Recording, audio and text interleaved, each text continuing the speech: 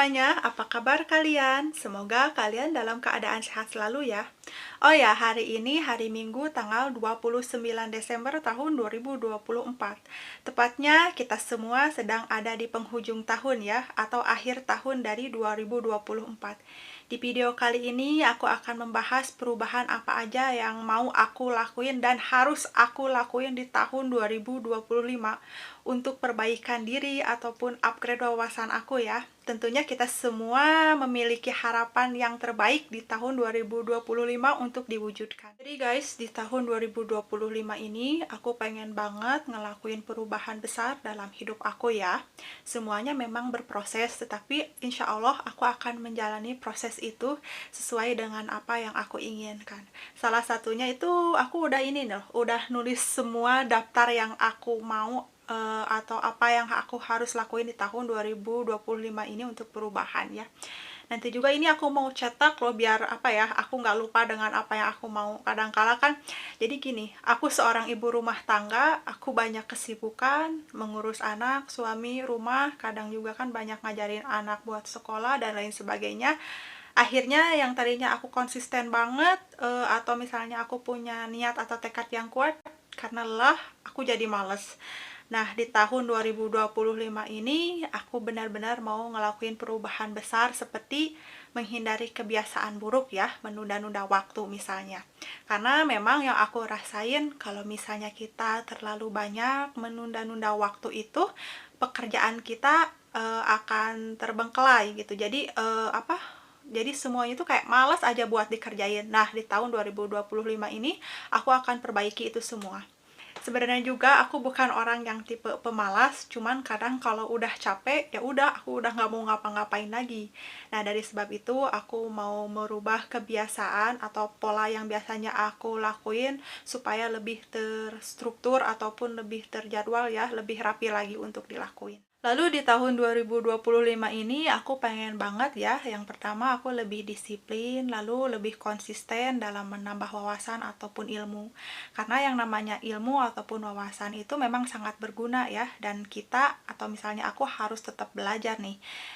Karena aku sadar pengetahuan aku belum seberapa banyak ya, masih sedikit lah, tetapi berproses akan selalu aku upgrade ya untuk kedepannya. Untuk kemudian hari aku juga bisa menerapkan dalam kehidupan aku, apalagi aku punya anak yang dimana anak aku harus aku beri ilmu yang baik, harus aku didik dengan adab ataupun akhlak yang baik gitu loh. Jadi benar-benar harapan di tahun 2025 ini aku pengen melakukan perubahan yang besar, perubahan yang berguna untuk hidup aku. Lalu berikutnya aku pengen banget ya menghindari rasa gemes kepada netizen yang kalau misalnya mereka mengkritik video short aku dengan seenaknya, kayak kritikannya itu negatif, bahkan cenderung menyalahkan aku yang aku sendiri pun nggak tahu kesalahan aku itu apa. Tetapi ya itulah pola pemikiran seorang kan nggak dapat kita kontrol ya, mereka punya pola pemikirannya masing-masing. Ya mungkin karena mereka lagi kesel atau apa diluapin di komentaran di video aku.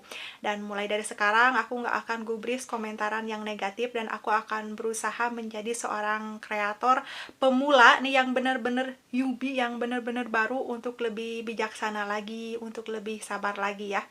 Karena walau bagaimanapun yang aku sampaikan adalah tujuan yang baik dan semoga bermanfaat juga untuk kita semua. Lalu jujur aja ya, di tahun 2025 ini aku pengen banget melakukan perubahan besar seperti aku ingin mencapai kesuksesan aku atau keberhasilan aku, insya Allah ya. Semoga Allah mengizinkan. Karena aku juga seorang ibu, jadi aku harus pandai mengatur waktu ya, harus lebih disiplin lagi, konsisten lagi. Aku harus bisa mengelola pola tidur aku lagi, karena jujur aja pola tidur aku itu agak berantakan ya, apalagi kadang kalau sebagai kreator otak aku itu berisik banget sama ide-ide yang harus aku tulis. Nah, untuk kedepannya aku pengen lebih tertata, lebih rapih lagi supaya aku menjadi orang yang disiplin dan orang yang bijaksana lagi, orang yang lebih baik lagi, bermanfaat bagi semuanya. Lalu ada tips dari aku untuk menghilangkan stres dari keadaan atau misalnya kalian udah jenuh nih. Biasanya aku selalu jalan-jalan ke tempat yang lebih sejuk. Misalnya aku melihat pemandangan alam yang begitu luas, secara otomatis udaranya itu lebih sejuk ya, masuk ke mata sejuk, masuk ke pikiran juga sejuk. Jadi kalau misalnya aku udah stres, udah aku pergi aja ke tempat yang lebih sejuk, dan di sana aku bisa merelaksasikan diri aku supaya lebih tenang lagi. Dan untuk berikutnya aku bisa menjalankan aktivitas aku lagi seperti biasa. Itu tips dari aku ya, dan tentunya setiap orang juga mungkin punya cara penanganannya masing-masing ketika mereka mengelola rasa stres dalam dirinya. Nah, lalu di sini juga aku udah nulis tips menghindari kebiasaan buruk ya. Salah satunya kita itu harus mempunyai tujuan jangka panjang.